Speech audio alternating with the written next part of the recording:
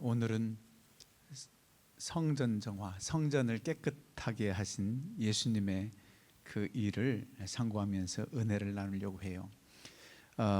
성전 깨끗하게 하는 이 기사는 사복음서 모두에 다 기록되어 있습니다. 사복음서 모두에 기록되어 있는데 마태, 마가, 누가복음에는 예수님의 사역 후기에 이 성전 정화 사건이 나오고, 요한복음에서는 2장에 나온 것 보면 예수님의 사역 초기에 이렇게 기록된 말씀으로 보고 있습니다. 후기에 썼던 예수님 요한복음 저자가 앞에 기록됐든 간에 이 사실이 있었고, 이 사실을 통해서 우리에게 주는 교훈이 있다는 사실입니다. 기적과 표적이 조금 다른 차원이 있다고 그랬지요. 표적도 물론 기적이지만 그 기적 자체만이 아니라 그 기적을 통해서 무언가 하나님께서, 우리 주님께서 나타내고자 하는 뜻이 있다는, 표시가 있다는, 사인이 있다는 뜻으로 표적이라 그랬습니다. 오늘 여러 가지 한번 같이 상고해 봅니다. 유대인의 유월절이 가까운지라. 유대인의 유월절은 큰 절기 중에 하나지요. 3대 절기, 유월절, 칠칠절, 수장절, 장막절이지요. 이렇게 세 절기가 가장 큰 절기고, 그 이외에 이제 불임절이라든가 뭐 몇 가지가 더 있지요. 근데 3대 절기는 이 유월절이 출애굽할 때의 사건을 기념하면서 지키는 절기지요. 이런 절기는 이스라엘 남자들은 모두 다 예루살렘에 나아가서 예배하는, 심지어 이방 지역에 사는 이들까지도 순례해서 오는 그런 절기들입니다. 이럴 때에 이제 성전세를 내기도 해요. 그런데 성전세를, 이 성전에 나와서 못 낸 사람들은 성전세를 받으러 가는 그런 사람들도 있었지요. 이제 성전과 관계된 그런 이들이 성전세를 받으러 가는 경우도 있었다, 그렇게 봅니다. 예루살렘 성전에 올라갔는데 그 모습이 어땠느냐. 성전 안에서 소와 양과 비둘기 파는 사람들과 돈 바꾸는 사람들이 앉아 있는 것을 보시고, 노끈으로 채찍을 만드사 양이나 소를 다 성전에서 내쫓으시고 돈 바꾸는 사람들이 돈을 쏟으시며 상을 엎으셨다. 성전 안에서까지 이렇게 장사들을 하는 겁니다. 양이나 소, 물론 재물을 가져올 때 양이나 소가 재물이지요. 또 가난한 사람들 비둘기를 가져오기도 하고, 이렇게 해서 재물이니까 성전으로 가져오는 것은 사실인데 거기서 바꾸는데 성전 안에까지 들여와 이렇게 이방인의 뜰이겠죠. 장사하는 사람들을 상을 둘러 엎으셨다. 우리 주님의 화내는 모습을 여기서 볼 수 있어요. 우리 주님의 거룩한 분노지요. 화내는 모습을 봐요. 그러면서 비둘기 파는 사람들에게 이르시되 이것을 여기서 가져가라. 내 아버지의 집으로 장사하는 집을 만들지 말라. 그렇게 말씀합니다. 그럼 예수님께서 성전에서 이런 모습을 보고 갑자기 상을 둘러엎고 양, 소 다 내쫓고 꾸짖었을 때, 예수님 한 사람을, 그 장사꾼들이나 성전 관계된 사람들이 어찌 예수님을 제압하지 못하고 이렇게 상을 둘러엎고 그렇게 꾸중하는데도 가만히 있었을까? 여러분들 의아하시지 않습니까? 주님의 권세에 감히 도전을 못할 그런 권세가 그때 나타나는 거지요. 그래서 우리 주님을 여러 번 이제 십자가에 못 박혀 죽이거나 다른 어떤 죽임으로써 예수님을 따르는 그런 많은 이들이나 이런 것을 이제 없애하고자 했던 그런 제사장들과 당시 유대인들, 그런데 아직도 주님의 때가 아니기 때문에 이런 행동을 하셔도 어느 누구 하나 예수님을 제재하지 못하고 상을 둘러엎고 다 그렇게 하셨습니다. 그러면서 장사하는 집을 만들지 말라. 그리고 17절에 제자들이 성경 말씀의 주의전을 사모하는 열심히 나를 삼키리라 한 것을 기억하더라. 여러분, 이 말씀은 시편 69편 9절을 인용한 말씀이에요. 그러니까 성경, 구약 성경에 대해서도 알으니까 예수님의 이 행동에 대해서 이 말씀을 적용하는 겁니다. 우리 삶 속에서 하나님 말씀을 적용하려면 그 말씀을 꼭 글자, 문자, 단어 하나 그대로 다 외우진 못해도 이 말씀이 이렇게 여기에 있지, 이 말씀대로 행해야 되지 하려면 우리가 하나님 말씀을 알아야 되겠죠. 제자들도 이 시편 말씀을 알았다는 겁니다. 그래서 이렇게 생각을 했다는 거예요. 제자들이 성경 말씀에 주의 전을 사모하는 열심히 나를 삼키리라. 얼마나 주님의 전을 사모하는지 장사꾼들 강도의 구렬로 만드는 이 모습을 우리 주님께서 거룩한 분노로 그 열심히 특심함으로 이렇게 화내는 모습을 이 말씀으로 적용하는 겁니다. 얼마나 열심이신지. 여러분, 성전을 사모하는 열심이 없으면 뭐 그런가 보다, 내가 여기서 괜히 저들 꾸중하고 그랬다가 아직 공생에 더 많은 사역을 해야 되는데 지금 저들에게 잘못 보여서 붙들려 가거나 그러면 안 되지, 그런 생각하지 않습니다.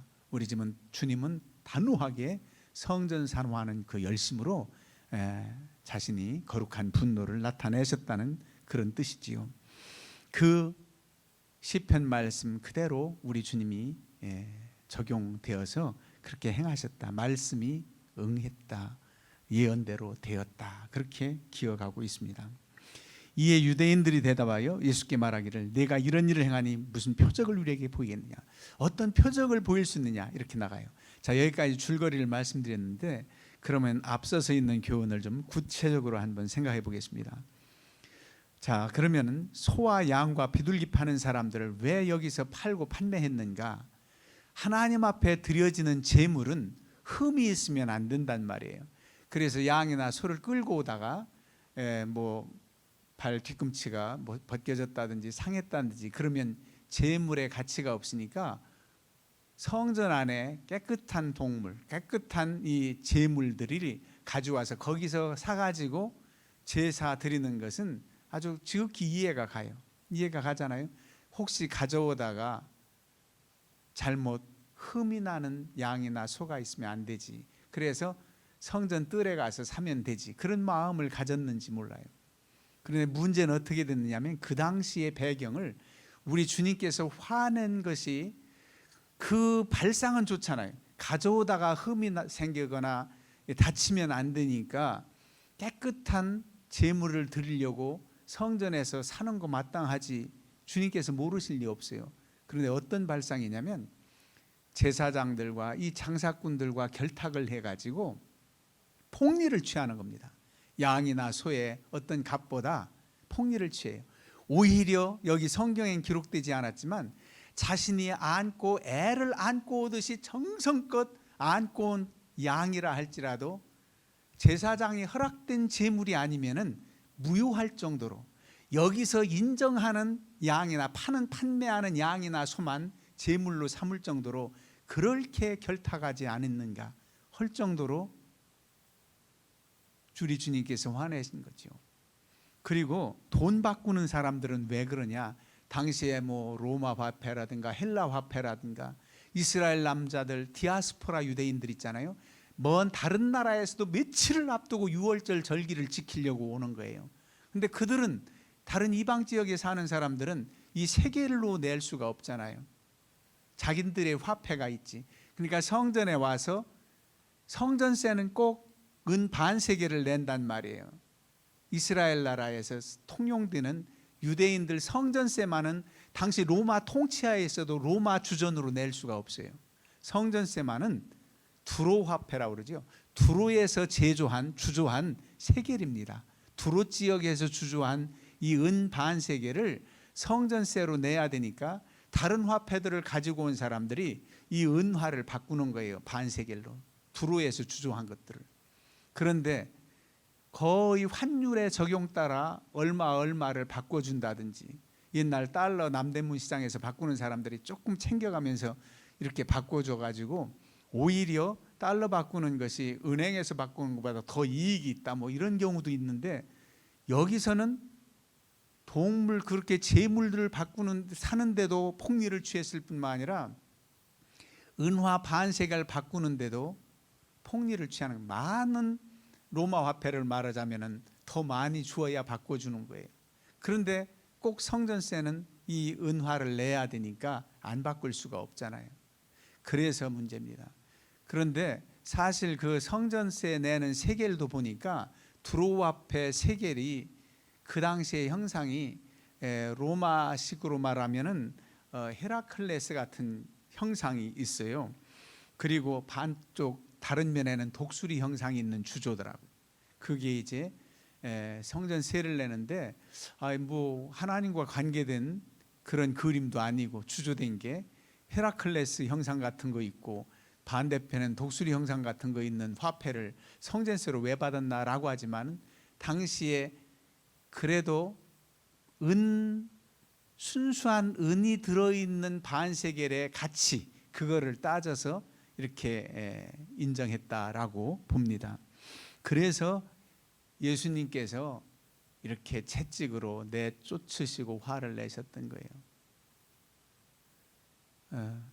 너무나 폭리를 취하고 하나님 앞에 제사드린 정성된 마음 없이 제사장들도 다 타락했고, 그래가지고 심지어 쿰란파, 여러분 성경엔 잘 안 나오지만은 사두개파, 바리새파가 나오지요. 그리고 세례요한 같은 오히려 좀 외곽에서 정결하게 살겠다고 하는 금식과 이런 사람들을 SNF파라 그래요. 들어보신지 몰라요. SNF파.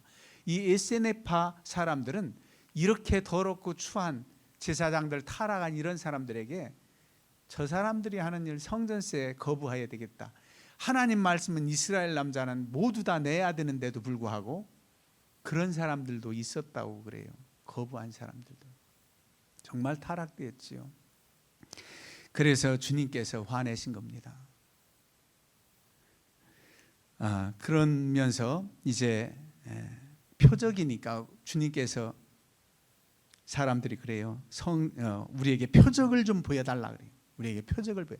예수님에 대한 소문을 들었겠지요. 예수님께 대한 소문을 벌써 2장 앞부분에 나왔잖아요. 가나의 혼인잔치집, 물이 포도주가 되게 한 사건을 보고서 소문들이 또 다 났을 겁니다. 예수님의 기적적인 역사나 주님의 놀라운 역사를 보면서 표적 좀 보여달라.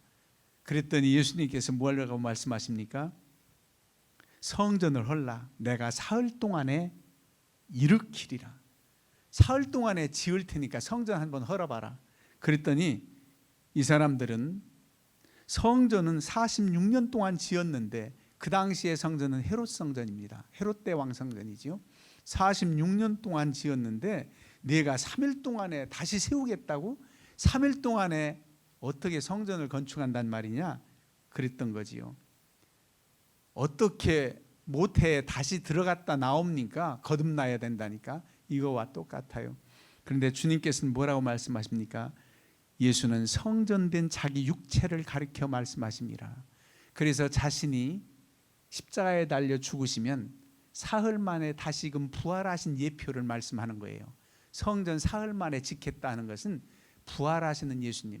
또 표적을 보여달라니까 예수님께서 다른 복음서에 보면은 요나의 표적밖에 보여줄 것이 없다 그랬지요. 요나의 표적을 보여준다는 게 뭐냐면은 요나가 물고기 뱃속에 들어갔다 사흘 만에 살아났던 그 예표를 예수님께서 벌써 부활하실 예표를 이렇게 말씀 많이 하신 거예요. 그러니까 그 어느 표적보다도 죽은 지 사흘 만에 부활하신 예수님의 부활 승리를 벌써 말씀하시는 겁니다. 제자들에게도 또 다른 사람. 그런데 귀 있는 자는 들을지어다. 영적으로 우매하니까 알질 못하고 깨닫질 못하고 이해하질 못해요. 제자들도 마찬가지. 만약 이 말씀이 이해됐다면 예수님 십자가 달리고 그렇게 슬프고 안타깝고 그래도 고향 앞으로 가고 낙심하진 않을 겁니다. 왜?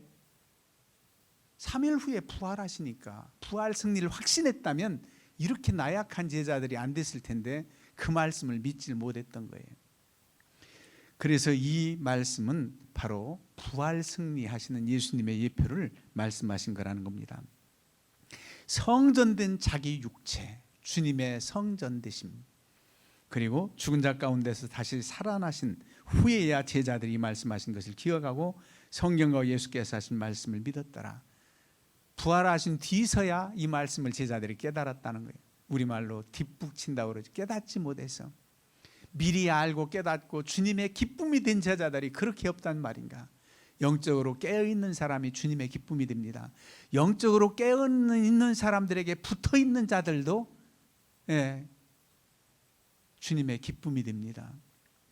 알아야 되지요. 주님의 뜻을 알고 나간다면 얼마나 주님의 기쁨이 될까. 회개하고 돌아와서 나중에 다 순교하기까지 주의 길을 걸었던 제자들 대단하지만 주님과 함께 할 때, 주님의 제자로 부름받아서 사역할 때 얼마나 믿음으로 그렇게 나아갔으면 주님의 기쁨이 되었을까, 그런 생각을 해봅니다. 우리가 어떤 계기이면 나 믿음 좋아질 거야, 어떤 계기가 있고 이거 응답받고 이거 이기적을 보고 나면 내가 잘 믿을 거야, 그러지 마세요. 여러분들은 지금까지 하나님께서 인도하시고 예수 믿은 것은 받은 증거 많다. 얼마나 많은 기적 표적을 우리에게 주셨습니까? 그 은혜를 기억하면서 신앙생활 항상 잘 해야 돼요. 우린 예수 믿기 시작한 이후로부터는 주님만을 온전히 믿습니다. 그런 믿음의 고백이 있어야 되는 거예요.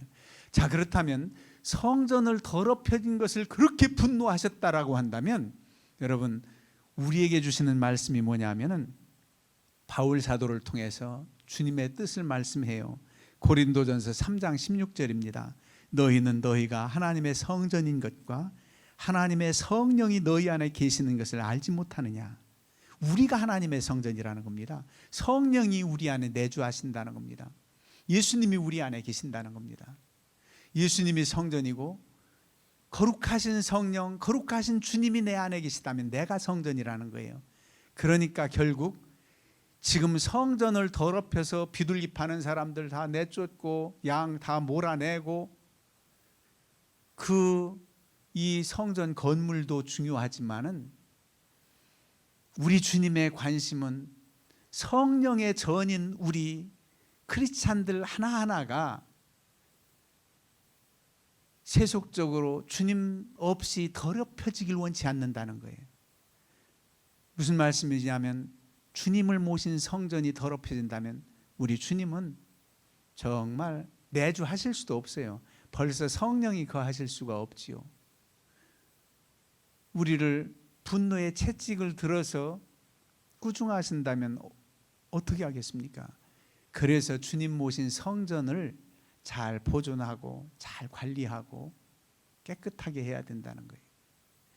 그 말씀을 우리 주님은 그것을 더 기쁜 뜻이 있는 거예요. 이 표적이. 이렇게 하신 행동이 제자들에게도 적어도 예수님을 따르는 그런 많은 이들에게 큰 교훈을 주신 겁니다. 주님이 성전이다. 너희 안에 내가 있다. 포도나무 비유도 말씀하잖아요. 그러니까 저 건물 성전 더럽힌 것보다 더 오히려 성령이 거하신 너희들 하나하나가 다 성전인데 더럽히지 말라. 더럽히지 말라. 성령이 내주하시도록 그렇게 권고하시는 말씀의 뜻이 있습니다. 어찌 보면 이게 더 중요해요. 이 건물 더럽혀지고 이것도 물론 세상 건물과는 구별돼서 성전 교회는 하나님의 거룩한 전 그러는데 우리 몸이 성전이라 한다면 더 마음을 새롭게 하고 주님이 계시기에 부족함이 없도록 오히려 주님이 내 안에서 기뻐하시고 정말 우리 주님의 칭찬을 받도록 그런 삶을 살아야 된다는 겁니다. 이게 성전 정결의 그 사건을 통해서 우리에게 주는 큰 교훈입니다. 그냥 피상적으로 우리는 성령이 거하는 성전이래, 우리도 성전이래, 그런 정도가 아니라 정말 우리 심령이 주님이 계시고 성령이 내주하시도록 그렇게 살아갈 수 있기를 늘 다짐하고 또 기도하고 성령의 인도하심 받기를 사모하고 그래서 승리하시기를 주님의 이름으로 축원합니다. 아멘.